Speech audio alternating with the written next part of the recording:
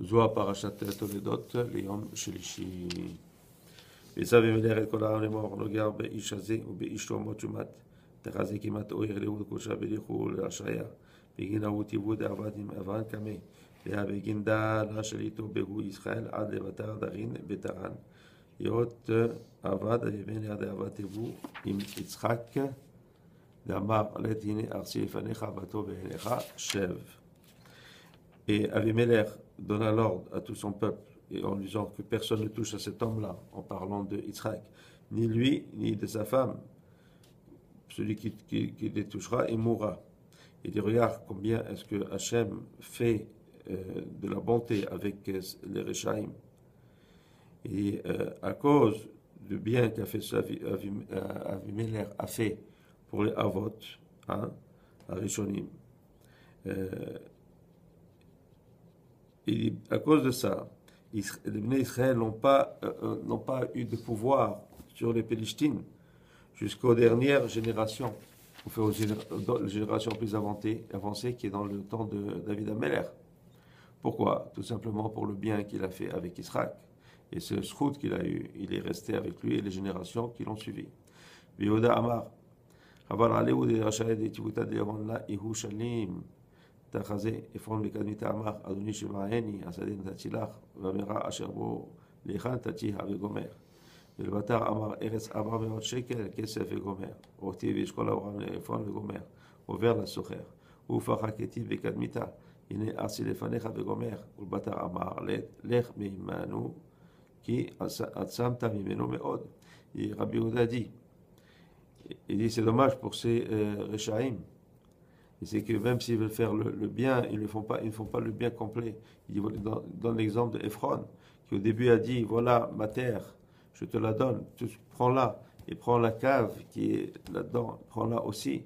Mais après ça, il a changé d'avis. Il a dit, écoute, c'est quoi une terre de 400 shekels. Et donc, après ça, Abraham l'a payé. Et donc, il a pris de lui cet argent qui était cher pour ce que c'était. Hein? Et la même chose pour Avimelech. Au début, il a laissé Israël être sur sa terre et habiter sur sa terre. Mais après ça, il a renvoyé. Il a dit maintenant tu es devenu trop puissant pour nous. Alors va-t'en. Il a renvoyé de sa terre. Amar letre bilazar dahu tivu de rabba ime de la sivedile Avimelech kilum beshadere bechol memune ulbatar azal batre limegar ime kayam. Ici au début. Comme dit Rabbi Elazar, donc il a fait le bien. Mais ce qu'il a aussi fait de correct, c'est quand il a renvoyé Yitzhak, il n'a rien pris de lui. C'est-à-dire, il a dit, va avec tout ce que tu as. Il a laissé partir. Et après qu'il est parti, Abimelech est allé après lui pour faire une alliance. Pour faire cette alliance, c'est cette alliance-là qui a protégé les générations qui sont venues après lui. אמר רבי אלעזר, יהוד עבד יצחק. והבגין ידע רזה דחומתה השתדל ועפר ברד דמיין. בגין תקפה ואמותה דקדקה יהוד. וכן אברהם השתדל ועפר ברד דמיה. וכן יצחק. יעקב ישכח להם מתקן ויטיב עליה. וכולהו עזו בעדכם והשתדלו בגין תקפה ואמותה שלמתה כדקה יהוד. Rabbi Elazar dit, c'est bien comment est-ce que c'est bien qu'est-ce qu'a fait Yitzhak. Et quand il a fait cette alliance avec Avimelech, il dit pour ne pas qu'il empêche de creuser ses puits.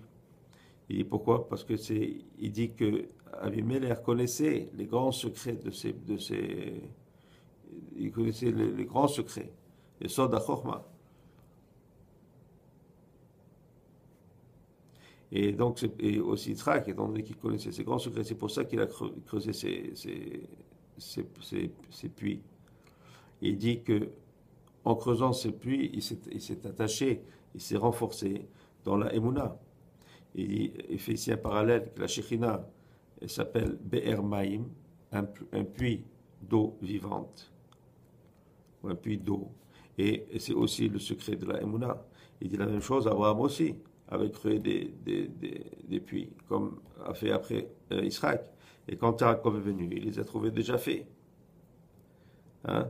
Et pour ça que le puits est ramené pour les trois. Et encore le puits, c'est une référence à la Shekhinah.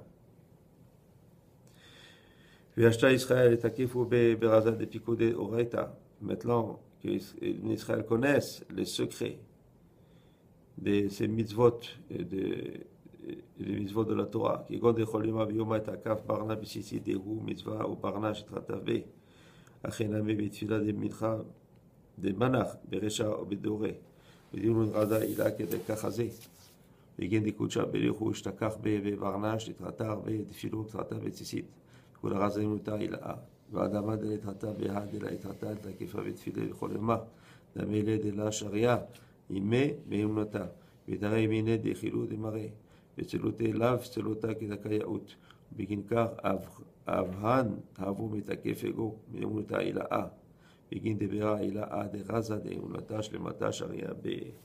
Il dit maintenant donc, étant donné qu'il connaît ses secrets, quand l'homme vient pour prier le matin et qui vient et qui s'enveloppe du tzitzit, et que le tzitzit est une mitzvah avec laquelle l'homme s'enveloppe, et la même chose quand il met les téphilines sur sa tête et sur son bras, qui sont aussi un grand secret pour le tikkun de la Shekhinah.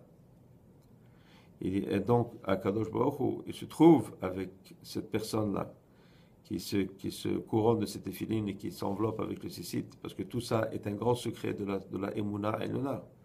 Et c'est pour cela que celui qui ne met pas, qui s'enveloppe pas plutôt du talit et qui ne se couronne pas du téphiline, alors donc il n'a pas cette Emunah-là. Cette Emunah n'est pas avec lui. Et il manque ce qu'on appelle cette ira, cette crainte de Dieu.